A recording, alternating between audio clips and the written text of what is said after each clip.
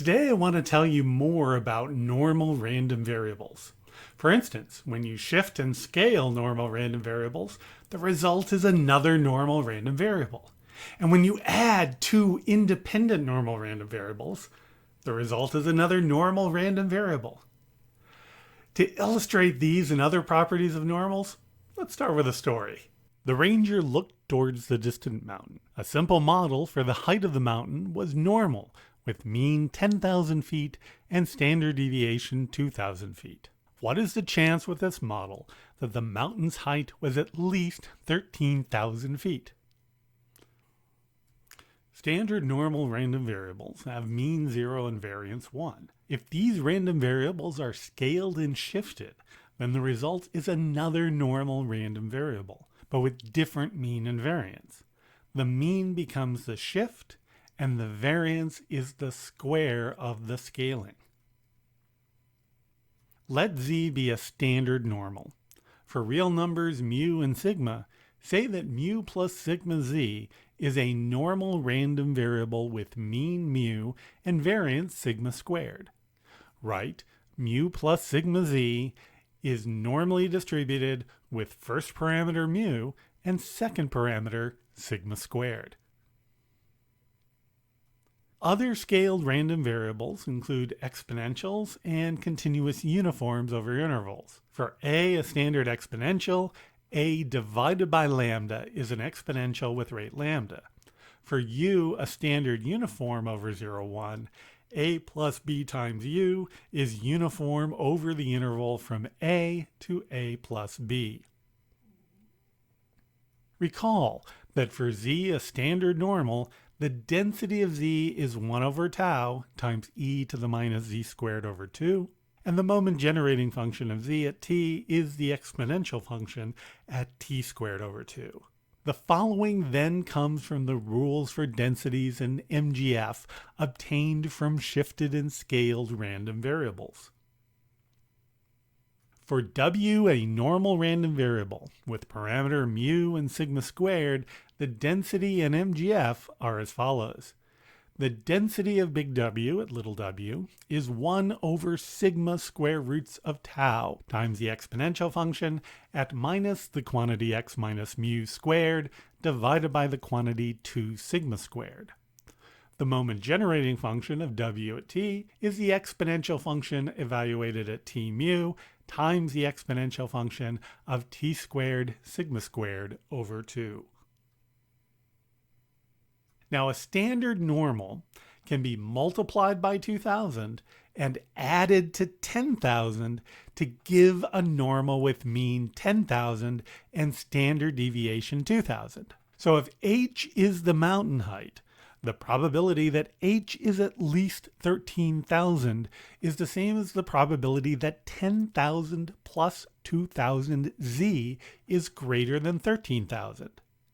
Solving that inequality for z gives that the probability that h is at least 13,000 is the probability that z is at least 1.5. Using 1 minus p norm of 1.5 in R gives an approximation for the probability of 0.06680. What happens when you add independent normals? The result is another normal random variable. Suppose that z1 is normal with mean mu1 and variance sigma 1 squared, and z2 is normal with mean mu2 and variance sigma 2 squared, and these are independent. Then the sum z1 plus z2 is also going to be normal, and you add the means together, mu1 plus mu2, and you add the variances together, sigma sub 1 squared plus sigma sub 2 squared. To prove this, use the moment generating function. Recall that for independent random variables, the moment generating function of the sum equals the product of the moment generating functions. The product of the moment generating function of z1 and z2 is e to the t mu1 times e to the t squared sigma 1 squared over 2 times e to the t mu2 times e to the t squared sigma sub 2 squared over 2, and combining terms gives the exponential of t times the quantity mu sub 1 plus mu sub 2 times the exponential function of t squared times the quantity sigma sub 1 squared plus sigma sub 2 squared all over 2. That's the moment generating function of the normal from the fact, proving the result.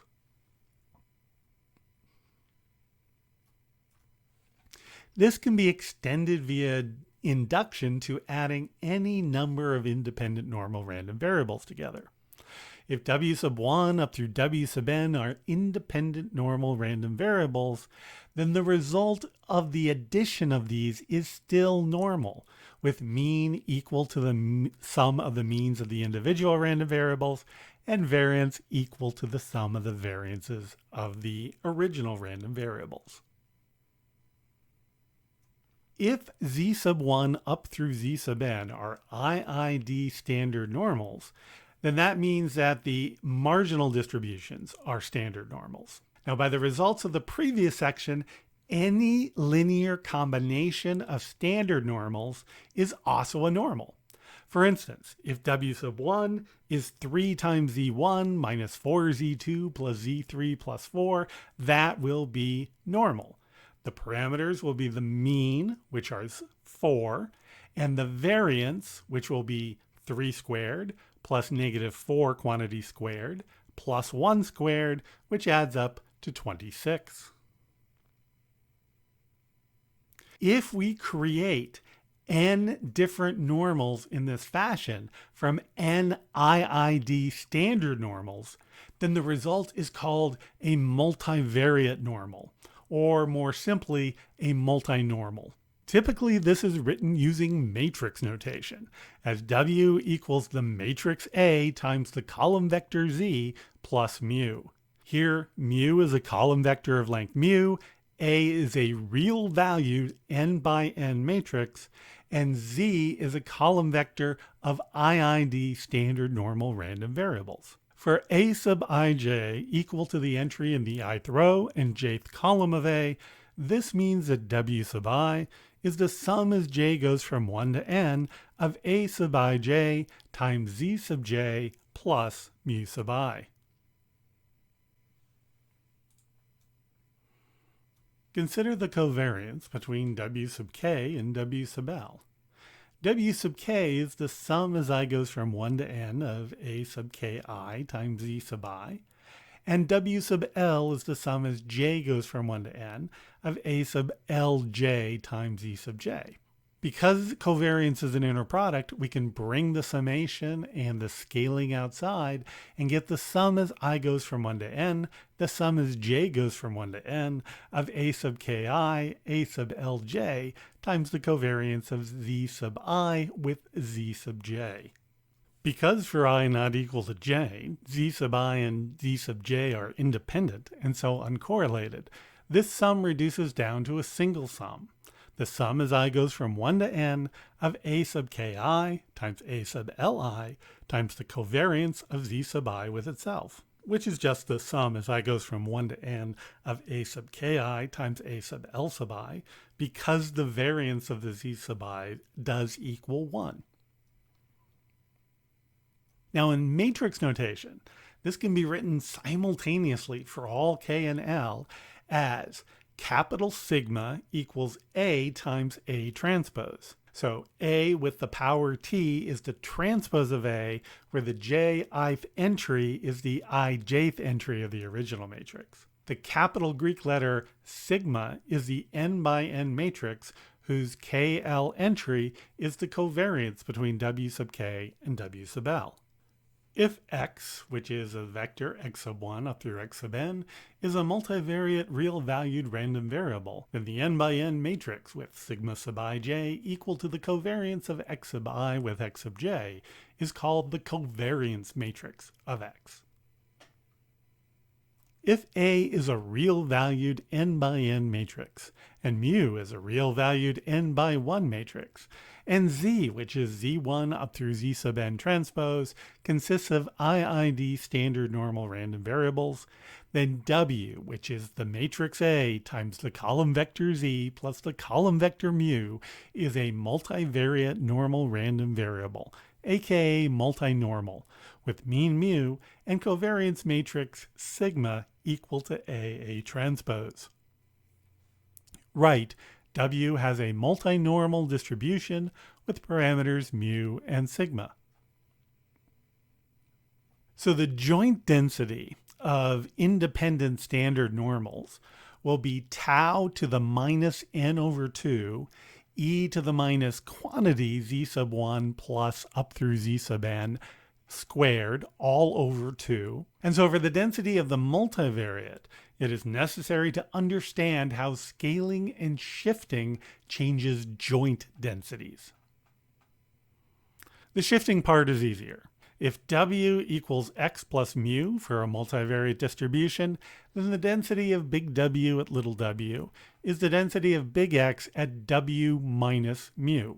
For scaling in one dimension, recall that if the random variable t is a constant a times s, then the density of big T at little t is the density of big S at t over a divided by the absolute value of a. The absolute value of A appears because of the way differential elements get stretched by a factor of absolute value of A. To fit into a differential element of width absolute value of dt, you have to first start with the differential element of width differential element of S absolute value divided by absolute value of A. With multivariate scaling, a similar effect happens. For y equal to the matrix A times the column vector x, the stretching of a differential element is by a factor called the determinant of A. To compensate for that, the density must be divided by the determinant of A. This leads to the following density for multivariate normal, presented without formal proof.